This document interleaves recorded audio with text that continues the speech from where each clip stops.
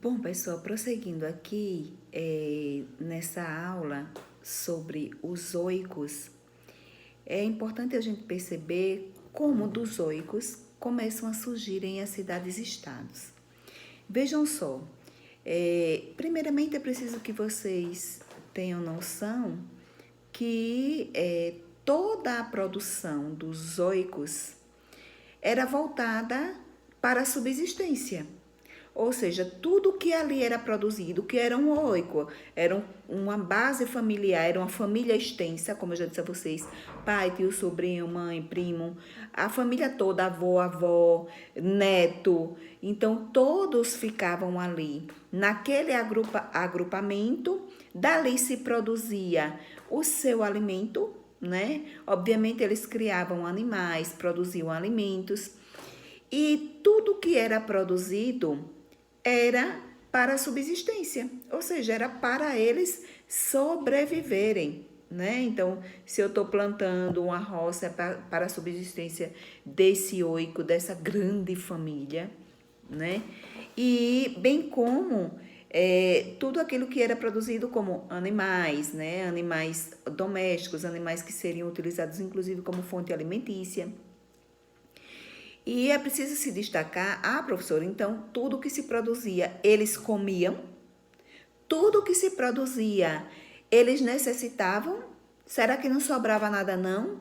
Sobrava, sobrava. E para onde ia essa sobra, entre aspas, né, que a gente chama de excedente? Vamos usar o nosso, obviamente que não eram esses produtos que eram cultivados lá, mas vamos usar o produto local aqui do nosso Sergipe. Vamos imaginar que aqui eu plantei uma rocinha de milho e eu produzi milho para fazer cuscuz para minha família, meu oico, o ano inteiro. E sobrou. E com essa sobra foi para onde? Para o chefe do oico, né? E esse chefe do oico, ou seja, o grande chefe da grande família, ele passou a acumular riquezas e ele passou a ser mais rico e ter mais poder.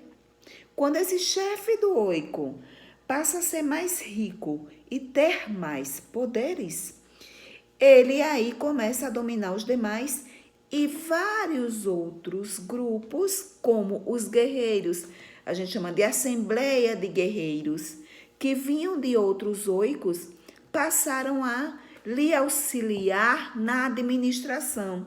Olha aí, quando eu falei que a gente poderia fazer uma analogia, uma comparação com a administração e a política dos nossos dias. Essa assembleia de guerreiros começa a ajudar, porque o chefe do oico passa a ser rei. Tem muito dinheiro, tem muito poder, tem muita influência e passa a precisar de outras pessoas para lhe auxiliar na administração.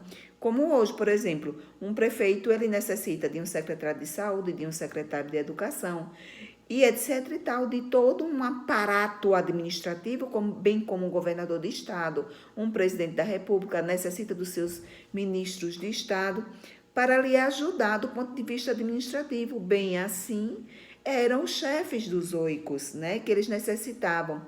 E essa assembleia vai surgir a partir de guerreiros vindos de outros oicos. E aí, esse chefe começa a ter mais poder de dominação, poder administrativo, poder econômico, e ele vai se tornar um rei, né? É aí que a gente já começa a ver a base das cidades-estados, né? Então, ele passa a ser rei e começa a governar não mais um pequeno oico, mas sim uma cidade-estado. Cidade-estado, pessoal, é o termo atribuído a todas as cidades mediterrâneas daquela época da Grécia Antiga. Cidades mediterrâneas, obviamente, que eram banhadas pelo mar Mediterrâneo. E uma coisa que vocês não podem esquecer, característica básica das cidades-estados gregas era autoadministração. Então, não tinha um outro, por exemplo, hoje nós temos o município de Itabaianinha, que tem um prefeito, mas que tem também um governador do estado de Sergipe, que também tem um presidente da República do nosso país, do Brasil. Naquela época, a cidade se autogovernava, sem necessitar, por exemplo, se a gente fosse comparar com hoje, de uma ajuda administrativa de um chefe de estado do estado de Sergipe, muito menos de um presidente da República. O rei daquela cidade-estado mandava nela por completo. Tá bom, pessoal? Então, fiquem com Deus, aproveitem essas pequenas videoaulas, mas assimilem esse assunto para que vocês, de fato, compreendam, certo? Fiquem com Deus e até a próxima.